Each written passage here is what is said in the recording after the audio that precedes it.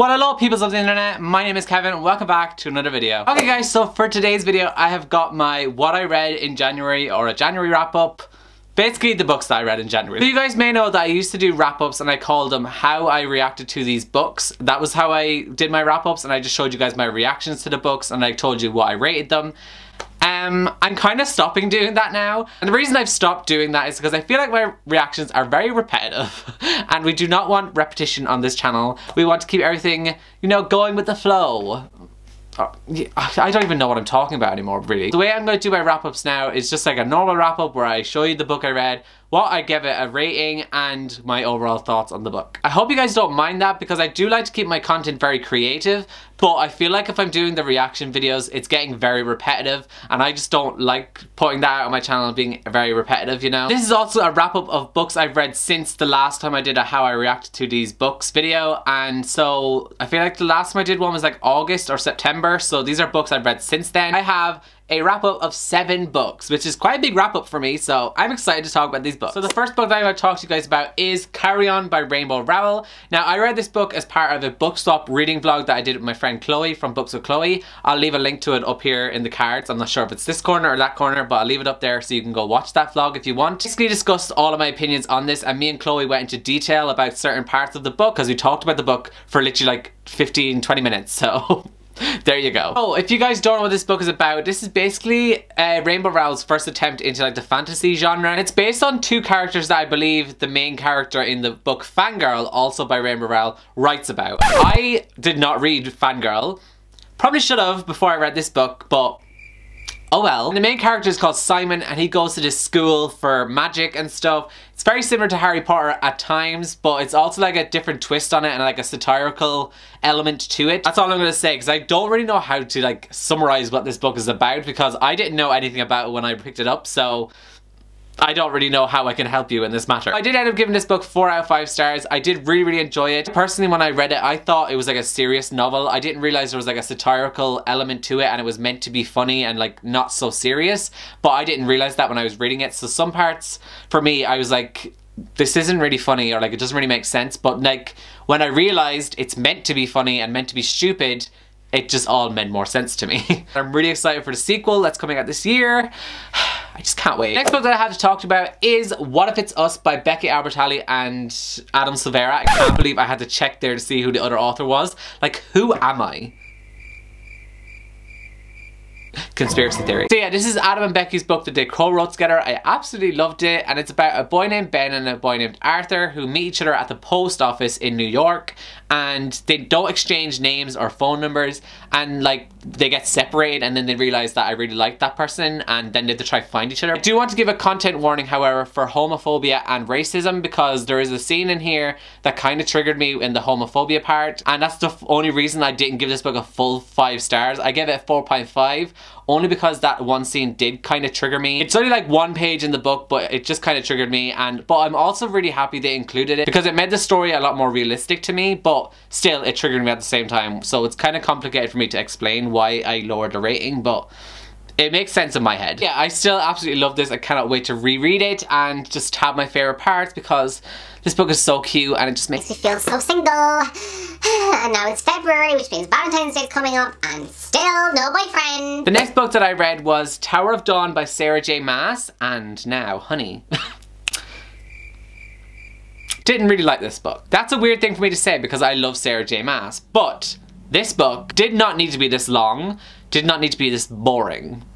That's the tea. So this book is the 6th book in the Throne of Glass series, and it follows mainly Cale, which is one of the characters, and his like side story in the plot, basically, because he's like absent in the 5th book, and you realize why in this one. That's not a spoiler, but that's just basically what this book is about without me telling you what it's actually about. Yeah, I just found this book very boring for like the first 300 pages or so, and this book's like 600 pages long, so I was bored for basically half of this book. That's why I had to give it like a 3 out of 5 stars, because the last half of the book was so good. So much shit went down and I was like losing my mind over it, but the first half wasn't it, sis. And after I read Tower of Dawn, I of course jumped into The Beast, that is Kingdom of Ash, the final book in the Throne of Glass series by Sarah J Maas. Now this book is like 900 pages, nearly 1,000 pages, and I was not bored one single page of this book, and that's why I give it a 5 out of 5 stars. I absolutely loved it so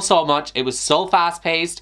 I loved how the story wrapped up. I just loved everything that happened. Give me all the feels. I did a reading vlog also when I was reading this, so I'll leave that linked up here somewhere too, so you can go watch that one as well. This book was just so amazing. It was so intense, and my mind, I'm still not okay over it. Like, I'm still so sad that it's over. Like, I just want more books. This book also gave me an extreme book hangover because I didn't read a single book after I finished this for the rest of 2018. So that gave me a severe hangover, and obviously I gave it 5 out of 5 stars. I just loved it. It was so good. We're moving on to the books that I actually read in January. So you guys may have seen my January TBR, or my wheel picked my TBR. If you haven't seen that, I'll link it up here too.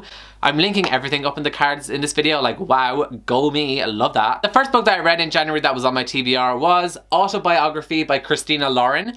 And now, I have an unpopular opinion, I believe, with this book, because I didn't love it, but I also didn't hate it. Like, it was kind of just meh for me. I give it a 3 out of 5 stars. I also do want to give a trigger warning for homophobia with this book, so just bear that in mind. If you guys don't know what this book is about a guy named Tanner who is in his final semester of school, and he is taking this seminar class where he has to write a book in 3 months. And then the tutor of the class is someone that Tanner is very much attracted to, and the stuff unfolds from there. This book is also very diverse because the main character is bisexual, the love interest is gay, and also the Mormon religion is very prominent in this book. The thing I love most about this book is the representation. The love interest in this book is very much part of the Mormon church, and his family are very active in the community. It just deals with how he comes to terms with his sexuality and his family connections. It shows the representation of living in a family that's not accepting. I feel like that story is very important for LGBTQIA+ people to read, especially me, who grew up in a family that were very accepting,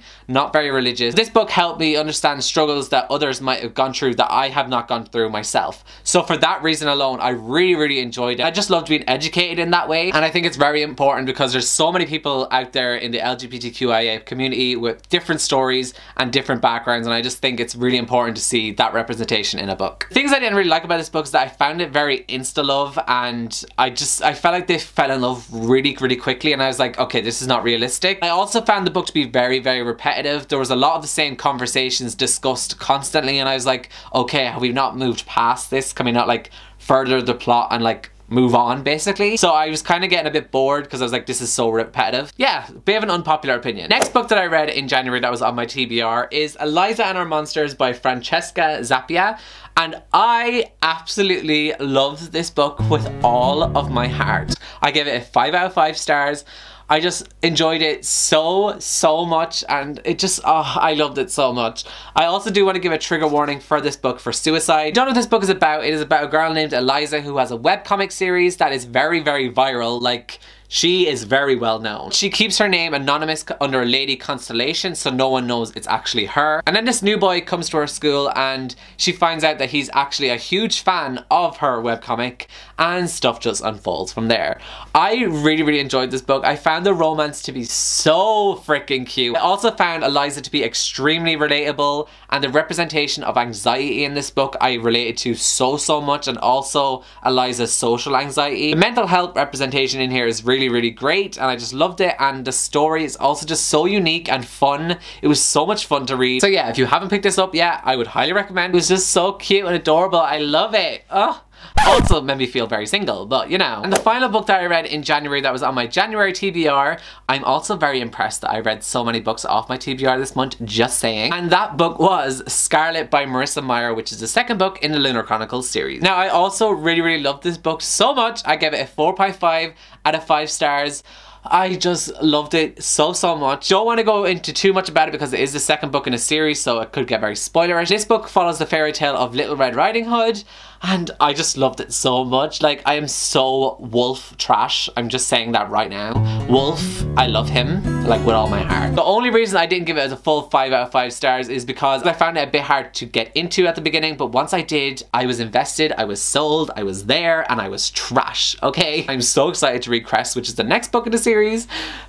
I just can't wait. I love this series. It's so addicting. Okay guys, so that is it for my January wrap up. Let me know down below if you've read any of these books and what you thought of them. Let me know some books you're reading in February. And other than that, I shall see you all next time in my next video. So goodbye guys.